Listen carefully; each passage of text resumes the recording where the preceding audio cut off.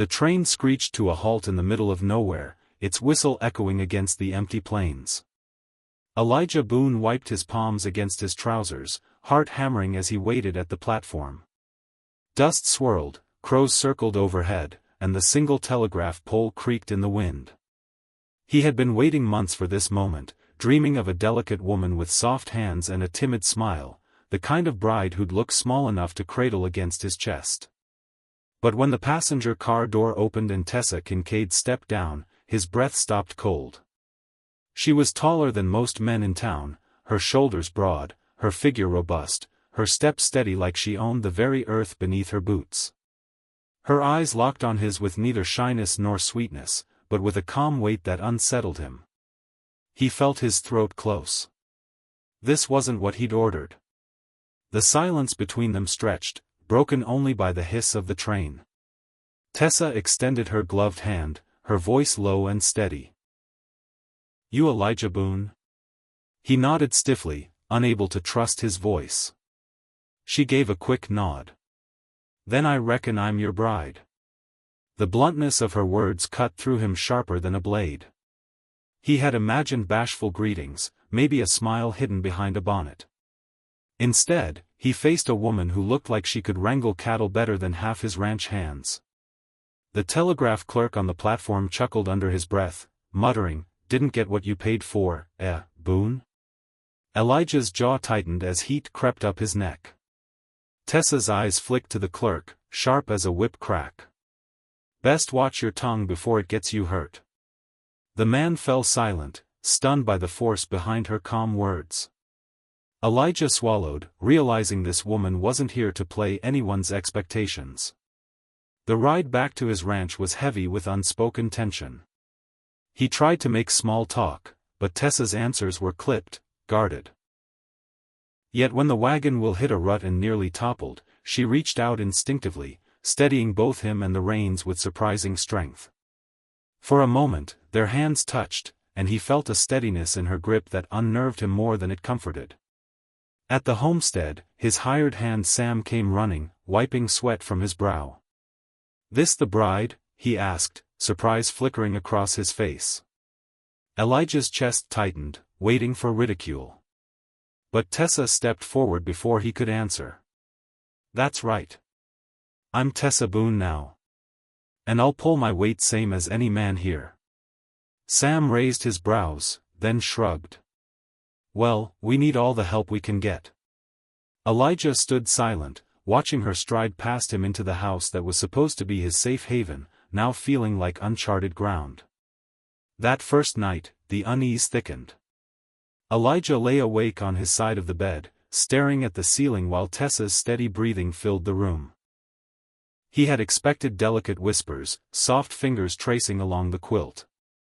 Instead, he felt like a stranger in his own home. Just as sleep began to pull at him, a sound outside shattered the quiet, hooves pounding fast across the yard. Elijah shot up, grabbing his rifle. Tessa was already at the window, her silhouette framed against the moonlight. "3 riders," she whispered, voice calm as stone. "Not friendly." He blinked at her readiness. She was already pulling on her boots, shotgun in hand. Outside, shadows moved toward the barn. Elijah's pulse raced. "They're after the horses." Tessa cocked the shotgun. "Then they'll have to get through me." Without waiting, she slipped out the back door, moving with startling confidence. Elijah followed, heart thundering. The rustlers had begun cutting the ropes when Tessa stepped into the yard, voice ringing sharp. "Drop those reins or drop dead." The men spun, laughter barking through the night. "What's this? Boone hired himself a guard dog?" Their laughter died when her shotgun roared, splintering wood inches from their boots. Silence fell, the tension crackling. Elijah stood frozen, unable to process the ferocity of the woman who was supposed to be his gentle bride. The rustlers cursed, retreating into the dark, their threats echoing in the distance. When quiet returned, Tessa lowered her gun, breathing steady. She turned to Elijah, eyes unreadable. "You're welcome." Then she walked back inside as if nothing had happened, leaving him in the yard with his heart pounding and his expectations crumbling into dust. In the days that followed, Elijah watched her move about the ranch with a skill that unsettled him. She hefted hay bales he struggled with, calmed skittish horses with a steady hand, and repaired the chicken coop with more precision than he ever managed. Town folk noticed too. At the general store, whispers chased them, mocking his giant bride, sneering at the mismatch.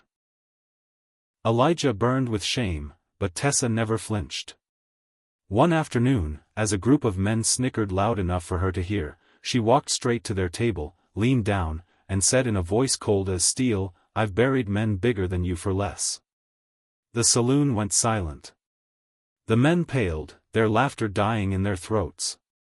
Elijah sat frozen, torn between pride and fear. But each night, when the house grew quiet, he glimpsed something beneath her armor. Once, he found her staring at an old locket, her hand trembling as she closed it quickly. Another time, she coughed in the dark, a harsh sound she tried to smother. She thought he didn't notice, but he did. Beneath her strength was something fragile, something she refused to show. And it stirred something in him, a slow, painful shift. The turning point came one stormy night when lightning split the sky and the barn caught fire. Elijah rushed out, but Tessa was already there, hauling buckets, her face lit with fury and determination. Together, they fought the blaze, soaked and exhausted, until at last the flames died. Collapsing in the mud, Elijah turned to her, breathless. "Why do you fight so hard? For a man you barely know?" She looked at him then, really looked, her eyes softer than he'd ever seen. "Because I know what it's like to be judged before you've spoken a word. Because I know what it's like to be left behind." Her voice cracked, and for the first time, he saw the woman beneath the strength. And something inside him broke open. As the storm raged, Elijah reached for her hand, rough and calloused like his own, and held it tight. For the first time since she arrived, he felt steady, not in spite of who she was, but because of it. And he realized, with a jolt of fear and wonder, that perhaps destiny hadn't given him what he wanted, but what he needed. The night was cold, and Samuel couldn't sleep. He sat on the porch, staring at the dark horizon, the lantern beside him throwing a lonely circle of light. Tessa was asleep inside, or so he thought, until he heard the creak of the door and her footsteps behind him. She sat down quietly, pulling her shawl tighter around her shoulders. "You're awake too," she said softly. Samuel gave a small nod. He didn't want to admit that his chest still burned with the confusion of what he felt. She wasn't the woman he expected, but every day she was becoming the woman he needed.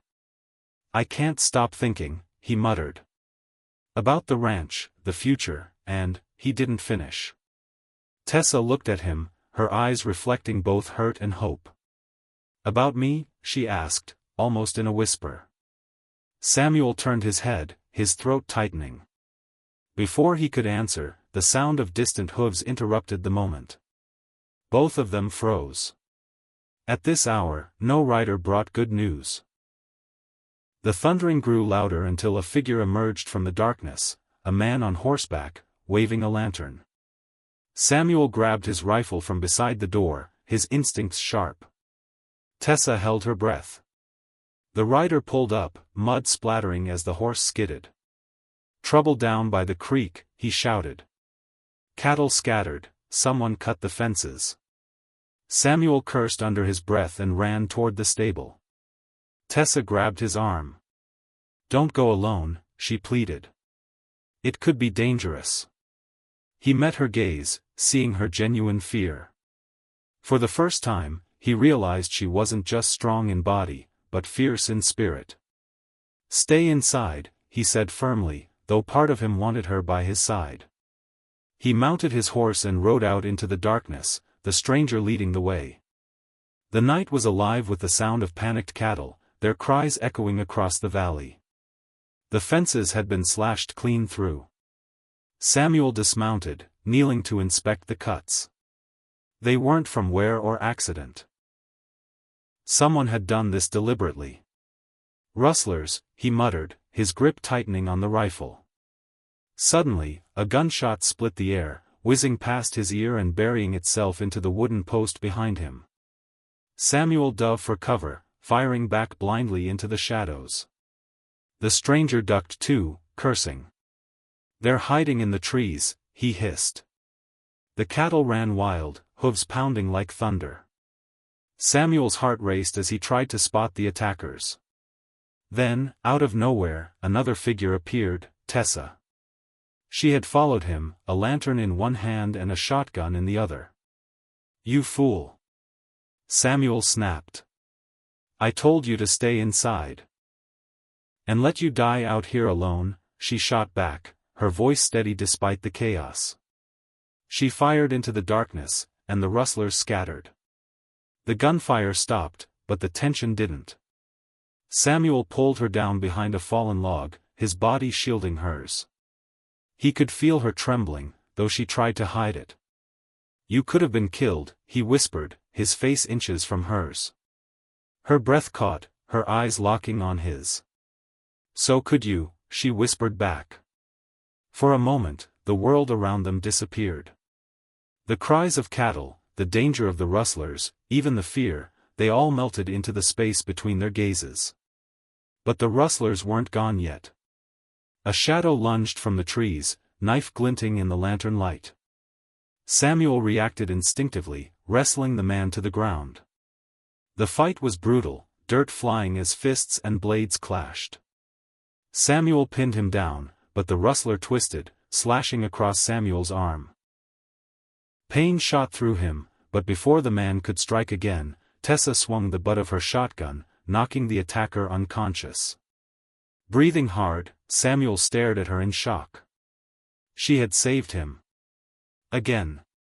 "You're full of surprises," he said, half smiling despite the sting in his arm. She steadied herself, chest heaving, and for the first time, she looked vulnerable.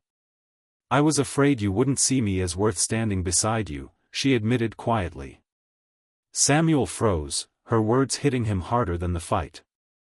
He realized then that every judgment, every hesitation he'd carried was nothing compared to the truth. This woman was braver than he'd ever given her credit for.